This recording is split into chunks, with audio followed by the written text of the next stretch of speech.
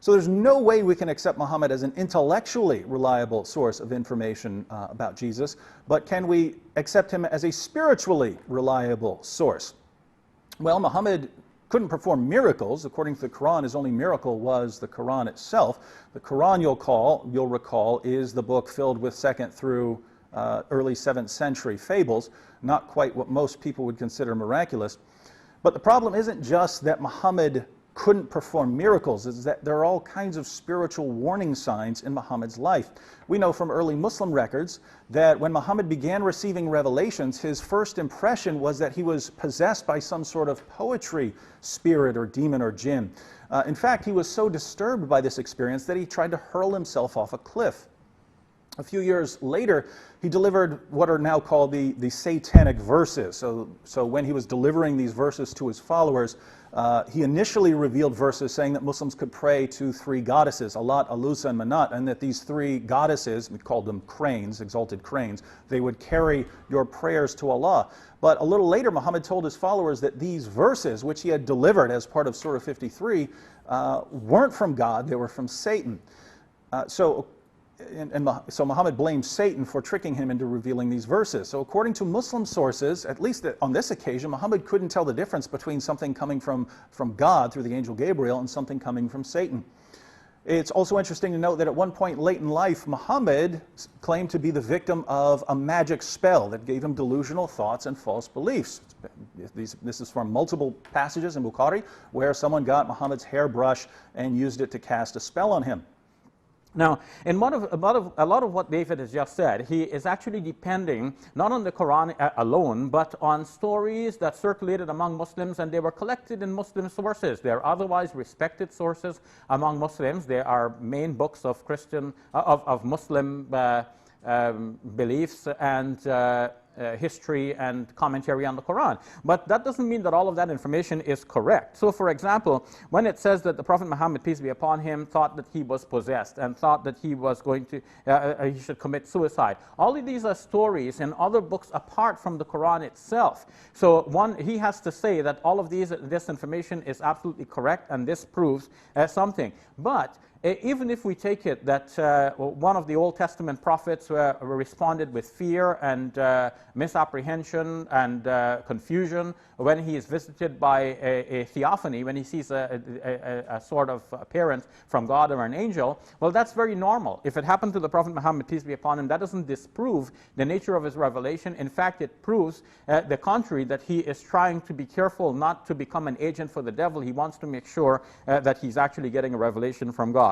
The story of the Satanic Verses has been disputed. Some scholars said that it's authentic, that it really happened like that, and some scholars said no. So we cannot use a disputed story like that to disprove the entire career of the Prophet Muhammad, on whom be peace. We have other good evidence to show that in fact he is a true prophet of God. John Burton has actually, as an independent non-Muslim scholar, has discounted that story and shown how it could have actually developed among Muslims. It's a long explanation, no time to give the details, but I can if necessary. Similarly, the idea that the Prophet Muhammad, peace be upon him, was under a magic spell. That too is mentioned in some hadiths, but it does not mean that it actually happened in history. Many Muslims think that this actually did not in fact happen. And even if it did happen, does the Bible say that magic is impossible? So is David as a Christian saying that magic is impossible, it couldn't have happened? And if somebody happens to be under a magic spell for a period and then he comes out, as this story is saying about the Prophet Muhammad, peace be upon him. Now obviously during that period of the magic spell, we wouldn't rely on anything he said or did and hold him accountable. But what about the rest of his life? Are you going to discount a man just because he happened to be on a magic spell for a few days? Or even for a longer period than that? Shabir points out that I don't just depend on the Quran, I depend on other sources for my history of Muhammad. Well, I really don't have any other place to go other than other Islamic sources. The Quran is not a history book of Muhammad. We have to go to other sources. He said that Muhammad's possession and suicide attempts are based on other sources. Yes, but as Shabir knows, historians rely on what's called the principle of embarrassment. In other words, when they're taking these sources, they don't take everything as equally reliable. They apply certain historical principles. One of those is the principle of embarrassment. embarrassment. This is true in Christianity. This is true in Islamic sources. And the idea is if people are going to make something up, they're probably going to make up something that helps their case, not embarrasses them somehow. And so the principle of embarrassment would say if you find embarrassing material, probably wasn't made up, right? If it's your enemies making up embarrassing material, that would be one thing. But if it's your followers who are saying something embarrassing, it's probably true. Again, in Christianity, in Christian sources or in Muslim sources. So when we read about Muhammad thinking that he's possessed or thinking that, or trying to kill himself, yes, we would be going to these sources, but these don't seem to be like the sorts of things that Muslims would invent, and so I would treat them as pretty reliable. The Satanic Verses story, Shabir says, is disputed, yes, but I have 37 Muslim sources of varying degrees of how old they are and giving variations of the story. But that's a lot of sources, and applying the principle of embarrassment to that, we'd have to say that's not the sort of thing Muslims are going to make up. You're not going to be a Muslim one day and say, hey, I'm going to make up a story about Muhammad delivering revelations from the devil and not being able to tell the difference. The only explanation for this in the Muslim sources is that it's authentic.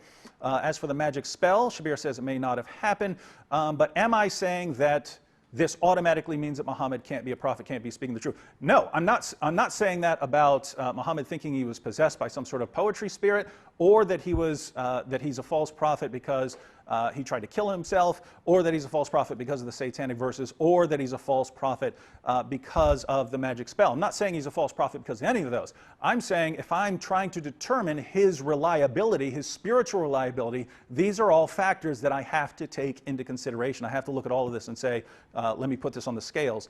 Is this guy reliable?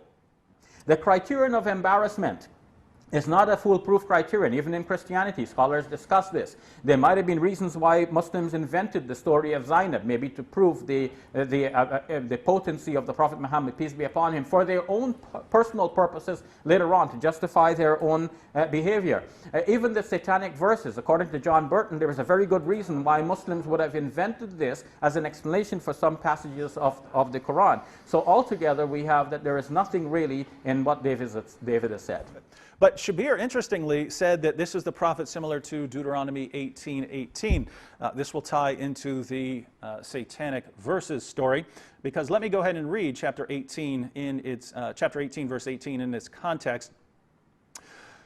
I will raise up a prophet from among their countrymen, so this is God. I will raise up a prophet from among their countrymen like you, and I will put my words in his mouth, and he shall speak to them all that I command him. It shall come about that whoever will not listen to my words, which he shall speak in my name, I myself will require it of him. But the prophet who speaks a word presumptuously in my name, which I have not commanded him to speak, or which he speaks in the name of other gods, that prophet shall die. So, he gives two criteria of a false prophet right there in the passage that Shabir quoted. Shabir appealed to Deuteronomy 18:18. Right there in Deuteronomy 18:20, just 2 verses later, we have two criteria of a false prophet. If he speaks a word that God didn't tell him to speak, and if he speaks in the names of other gods. Why is this relevant? Well, according to our earliest Muslim sources, Muhammad delivered a revelation saying that you can pray to Allat, Alusa, and Manat, 3 goddesses, and he later comes back and says that didn't actually come from God, that came from somewhere else. So here's the point. Shabir, over these past 2 days, has shown a lot of concern for the Old Testament and being in line with the Old Testament. I haven't talked about that too much because I reject the methodology. If the guy who rises from the dead tells me what to believe about God, I'm going with the guy who rose from the dead. But Shabir has appealed over and over again to the Old Testament, to the Torah. If we do that, Moses says the prophet who does these two things has to die. And what this means is, if Muhammad had delivered the Satanic Verses, which he does according to Muslim sources, and it's not the sort of thing Muslims would invent, if Muhammad had done that during the time of Moses, Moses would have told the people to pick up stones and stone him to death as a false prophet. Fortunately for Muhammad, he wasn't in the time of Moses. He was among pagans where he could get away with that. But if we're talking about whether Muhammad is in line with the Torah, and the Torah says he would have been killed, probably not someone we can trust to talk about Jesus. Of course, that goes back to what I said before. David, you are relying on one particular story which may have been invented. According to John Burton, there's a perfectly good reason why Muslims would have invented that story. So why would you just simply go by the one version that would be critical of the Prophet Muhammad, peace be upon him, without seeing the entire set of proofs for the Prophet Muhammad as a prophet of God? All right, well, you asked why I would believe this story when there are perfectly good reasons to make this up, but you've only cited John Burton, and John Burton believes that pretty much all of Islamic history was invented as explanations for the Quran, and I don't take that seriously. I have a little bit more confidence than he does in the ability of Muslims to do history. As far as the good reason, there's no good reason. I mean, you can apply that and say, you know, in order to explain Surah 22, verse 52, that, you know, they needed some background. You could invent all kinds of stories. You could invent all kinds of stories. The idea that Muslims, in order to explain a verse of the Quran, would say, yeah, Muhammad had to deliver a revelation from the devil in praising three goddesses and saying we can pray to them, and then he has to come back and say the devil tricked me into doing that. It's just false. God, I mean, you don't need that as an explanation. So just the fact that it's in so many Muslim sources points to an authentic original.